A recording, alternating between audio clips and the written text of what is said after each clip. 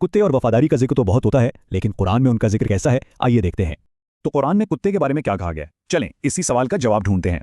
सबसे पहले तो कुरान के मशहूर तरीन कुत्ते का जिक्र आता है, जो एक मुहाफिज था। सूरतुल कहफ की ये आयत बताती है कि वो कुत्ता गार के दहाने पर अपने बाजू फैलाए बैठा था। अच्छा, इस कुत्ते का नाम क्या था? रिवायात में कई नाम मिलते हैं, लेकिन कतमीर सबसे ज्यादा मशहूर है।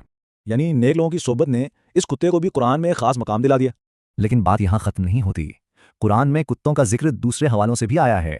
देखें, यहाँ दो बिल्कुल मुख्तलिफ हवाले हैं। एक तरफ मनफी मिसाल तो दूसरी तरफ एक अमली किरदार। तो इन मुख्तलिफ हवालों से ये सवाल पैदा होता है कि क्या इस्लाम में कुत्ता रखना जायज़ है? इस सवाल की गहराई में जाने के लिए हमें फ़िक़्ह और हदीस को देखना होगा। तो रिवायात की रोशनी में बिला ज़रूरत कुत्ता रखने की मुखालिफत मिलती है, लेकिन जायज़ इस्तेमालात भी बताए गए हैं। लेकिन एक और दिलचस्प पहलू भी है, और वो है सूफियाना नुक्ता नज़र। जैसे मौलाना रूमी कहते हैं, कुत्ता अपने मालिक से मोहब्बत और ताल्लुक़ का एक गहरा सबक है।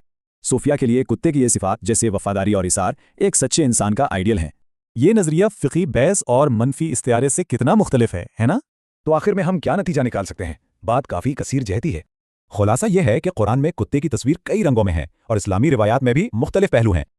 और ये सवाल आज भी अहम है कि ये कदीम तशरीहात आज मुसलमानों और कुत्तों के ताल्लुक पर कैसे असरअंदाज होती हैं।